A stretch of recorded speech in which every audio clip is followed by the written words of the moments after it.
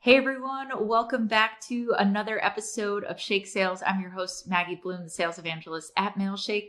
And today we are speaking with Rex Biberston. He is the principal at No Fluff Selling, and he's also the author of Outbound Sales, No Fluff. And that's exactly what we'll be talking about today is no fluff with sales operations. Definitely Rex's, expertise here. And the funny thing is I was talking with Rex before this.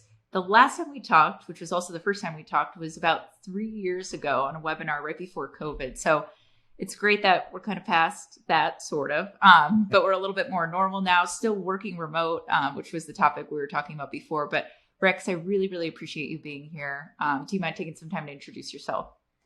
Yeah, I'm a longtime sales guy. I love sales. I love talking about sales, and I love working with sales teams. So I have gone from being head of sales and marketing at different startups in the past into full-time consulting and sales operations agency that we run. And we just love what we do. We show up every day excited to work with salespeople who want to do better and who want to close more deals, and sales leaders who want to see the numbers go up. And it's a blast. Awesome. Yeah, career sales and, love talking about it too. And I've had a chance to listen to Rex on a number of podcasts, and I just recently read his book, so Outbound Sales, No Fluff, which we'll get into right here. And just to start it off, in that book, you talk a little bit and just kind of set up our conversation about sales processes and sales operations, about the idea of bucketing leads. So can you tell us a little bit more about, the importance of those four buckets that you mentioned and how sometimes sales leaders miss the mark when it comes to helping their reps with this? Yeah, it's really easy to get distracted by burning fires in sales, or to get, kind of down on yourself. Oh, I'm just constantly doing the same thing over and over. It's the grind of sales. But in reality, if we can follow a bucketing process, which frankly I learned from my co-author Ryan Reisert. He taught me, and we've deployed it previously at a company we ran called the Sales Developers, and we saw huge success with it. And the reps who have followed it have seen huge success with it. But it's simply putting in place a strategy, or an order of operations, you could say, that starts with prioritizing the things that are closest to closing, if you will, the things that are closest to revenue. Now, if you're an SDR, that might be the thing that's closest to booking a meeting. If you're an account executive, that's the deal that's got highest confidence. And it doesn't mean that you have to do those things first. It's not like, hey, 6 a.m. or 8 a.m., whatever time I start my day, that's the first thing I'm doing is I'm trying to work that deal hard. It's, okay, is there anything I need to do on that deal? And then work my way backwards to, okay, what's the next closest to closing? Okay, what's the next closest to booking a meeting? And we work these buckets in reverse order, right? Number one is a whole list of uncontacted. We've never even tried to reach these people. We call them strangers. These are the uncontacted list, all the way through to deals where perhaps, even if we're like an account manager, deals where we have a lot of upsell opportunity. So we might prioritize that work over cold calling a bunch of strangers, right? If you're a full cycle rep, for example. So it's all about putting in order the highest value work, and then managing your time so that you make sure you're spending the most time or putting the most focus on those things at the latest stage, or the furthest along in the sales cycle, if that makes sense. Yeah, absolutely. And would you say that that's like, structuring your day that way, does it matter? Like, is that something like sales reps should get into work or log on, and the first thing that they should focus on, is that really that first important tier, or does it depend on how they set up their own day? Yeah, it depends on how they set up their day. It depends on whether they have scheduled next events, for example. So if they already have meetings booked with those deals that are kind of later stage in their pipeline, there's probably not a lot they need to do other than prep, which they should already have their calendar so they know when they've got prep time. But if they're also cold calling, for example, they're probably going to block that first hour or two of the day to do cold calling block, because they know that's when they're going to reach the most people in certain time zones. So rather than putting a bunch of pressure to jam all those high value things at the very beginning of the day, it's simply thinking about how do you need to manage your time so that you can be most efficient, but also make sure that you hit kind of the big rocks in the jar analogy. Like, make sure that you hit those big rocks first, and or rather that you have definitely accomplished something with them in that day, rather than focusing on, okay, I also got to make 100 calls today, so I'd better just get that out of the way. Yeah, absolutely. And I think this goes into the next thing that I just wanted to talk about with you, because something I found funny on your LinkedIn, like in your about page, is, stop selling like the Wild West, which definitely made me laugh. And I've been on teams or organizations that have been like that, where they just give you a sales activity number. I had never gotten any training of like how I should bucket this, what what I should do to be strategic with that number, like where I should start. It was really just like, hey, make 70 cold calls and, kind of figure it out from there. In my first job, which I evolved from that. But yeah, I feel like a lot of these teams don't bucket, or there's teams that you can run into that don't think strategic about setting up their day, and is kind of like the Wild West. So how does this, what did you mean by that? And how does that relate back to sales ops? Yeah, I mean, the Wild West is not having a strategy, not having a plan, not having, something that you can point to and say, this is why I'm doing what I'm doing at this given moment in time. It's, I don't feel like doing this today, so I'm not going to do it. It's, I'm really excited about this deal, so I better spend a bunch of time on this deal when I've got a lot of other things to do today. That's what I mean by the Wild West, kind of shooting from the hip, like, hey, just do what you feel like today. And guess what? There's a lot of feelings, a lot of highs and lows in sales. So you might not feel like doing the things that are most important. I would say if I learned from a book, I learned from 4 Hour Workweek way back when I read that years and years ago. The thing that you're most avoiding doing is typically the thing you need to do the most. Apply that to sales. Think about if you just do whatever you feel like in that moment is something you're interested in, or, hey, this makes sense to do now. You're probably not doing the thing you most need to do. You're probably avoiding that. And so if you have an order of operations and you can say, this is why I'm doing this now, then you don't have to worry about getting to the other things because you will in their own due time. Yeah. And I love what you said about, there's a lot of emotions in sales to begin with too. And I think having a structure like that as like an individual sales rep coming in there, having those buckets that you had set in place, I think just keeps them on a square map or like a straightforward map, I should say, when it does get emotional and you do have days where like this huge deal that you've been working on and putting this effort into loses. And then what I feel like doing after that is like not doing anything because I feel upset about it. But knowing that, you have this strategic plan in place and it's okay that fell through. I still have this other pipeline I've been working on. I think helps just with your mindset at the end of the day too in sales.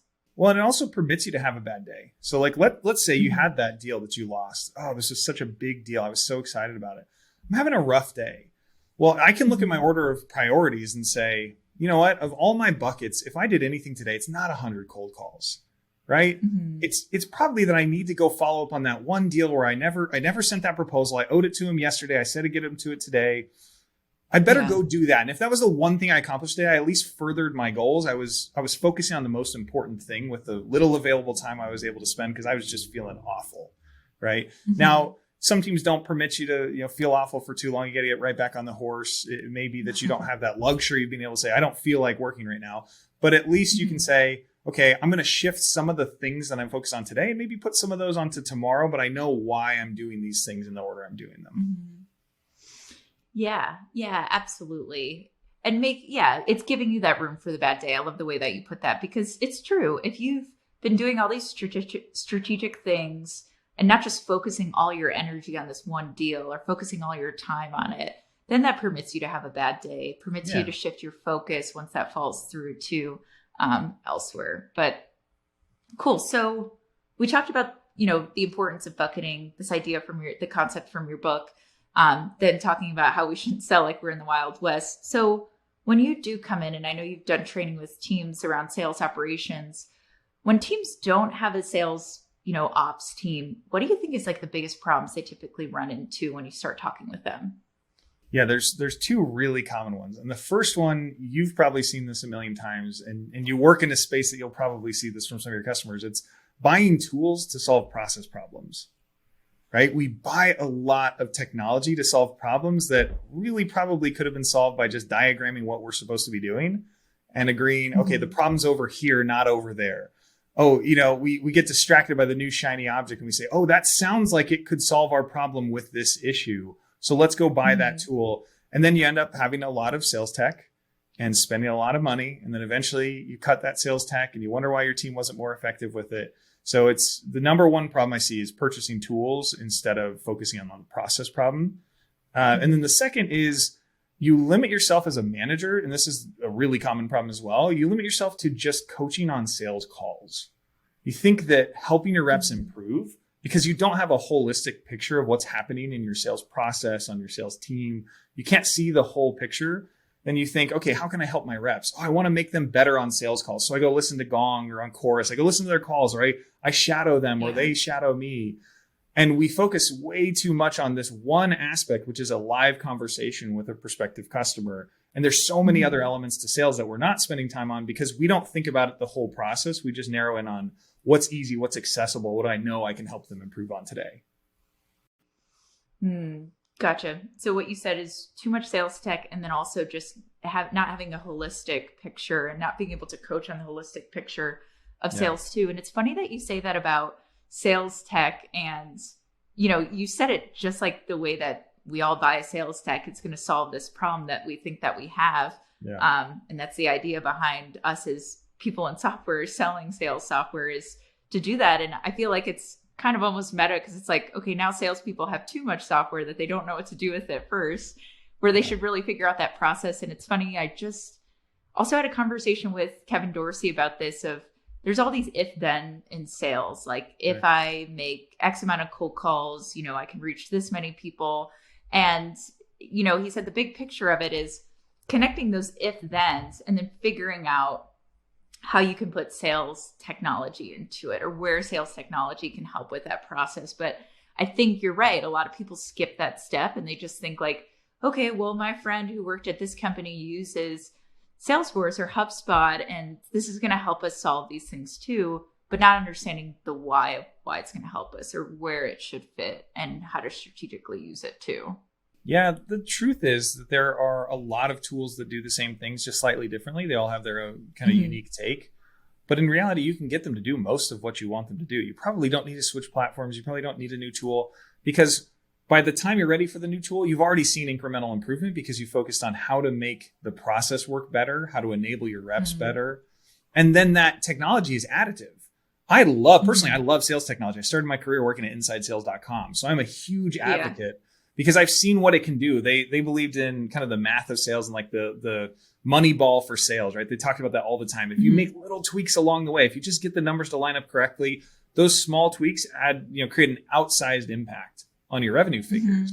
So I'm a huge advocate for sales technology, because now it sounds like maybe I'm anti-tech here. No, but the reality is have you ever heard the first rule of technology, it's the first rule of technology applied to business by Bill Gates. I don't think I have heard of it yet. Tell me about it. This is one you like. He says that the first rule of technology applied to business is that automation applied to an efficient operation magnifies the efficiency. So if we add sales tech to something that's already working well, it's only going to magnify what we're doing. We're going to be more effective. But the second rule is basically the inverse, that automation applied to an inefficient activity or process is only going to magnify the inefficiency. So we go and spend a lot of money, we raise VC funds, and we say, oh, let's go buy all the coolest tech. And then we realize we don't even know who our ideal customer is. We haven't really talked about how do we craft the message that's compelling to them. And then we've sent 10,000 emails yesterday across our dozen reps because we have the capability to do that with the technology.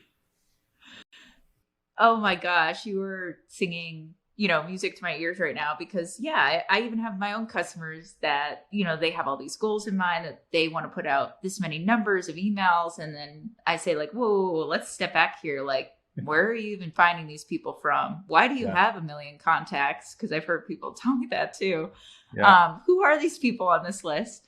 And, what kind of messaging? And you're right. I think it's funny, like the more you talk with people, the more they haven't thought of those bigger questions. And they're not even that big, but of how it's all going to fit together. And I think it's really easy to just take advice from someone who's done well, or that you respect and admire. Maybe it's a manager at a different company, and just try to copy that into your process too. Not saying it won't work, but you need to think of a lot of other things before putting that into place. Yeah, this was the challenge with some of what I would see years ago from people who would write for like the HubSpot blog, for example. They'd write these incredible, the headlines were so juicy. It was like, the way that the one template I used to create $2 million in pipeline in 30 days, right? And that email template for them in that market at that time with their product and their competitor stack, oh my gosh, that's brilliant. But guess what? Hardly any of us are in that situation. We're not in that circumstance right now. So it's really thinking about how do we apply that to us? It's really hard to do. And, an operations mindset helps, because operations is very analytical. It's very impersonal. Like, hey, why this? Why does this fit here? Yes or no? It's almost math based. So it's not strictly numbers, but it's really, why does this go together? Because if we can't explain that, if we can't justify it, we probably have something broken here. We probably need to look at it again. Yeah, absolutely. And I think it's going back to your second point too, where you see like these big problems running into is like these sales leaders, are focused on maybe coaching, role playing, numbers that they have to report back just on deals alone, like to their bosses, that they have a lot of weight on their shoulders. And that's where I think, operations is super important to have on a team. But, if there's someone listening to that right now where they don't have a sales operations, sector of their business, what's something they should start considering when trying to add that in the beginning? Yeah, there's one tip that I never see people do this, and it always shocks me that nobody has this, but it will immediately raise for you the issues that you have kind of known always were in your sales process or in your sales team, but it's just diagramming your sales process. Most people have written out, they've said, oh, here's what happens, and then here's our sales stages, but literally saying, okay, we pick a target. Okay, well, which target do we pick and why? And well, how many people do we lump into that list? Okay, we built a list. And where are we getting that data from? Is that good data? Do we like that data? Is there an issue? And then, okay, we've got the list. Now we import it into HubSpot. Well, are we importing all the fields or some of the fields, right? And just granularly thinking what happens every step along the way and why, and if not this, then what, right? And giving yourself kind of a decision branch and saying, okay, well, we assume that every meeting we set is going to hold. Is that true? No, we have like an 80% show rate. Okay, well, then we need to say, what happens if they don't show up? Oh my gosh, we have a broken process here. We don't know what happens if they don't show up to that meeting. Oh, hey, we got this stage in the deal process, and we don't know what happens when they say maybe, or when they tell us they're not willing to schedule that next call. What's our process? Do we have a sequence for that? What should we build there? And you'll see how quickly you can identify.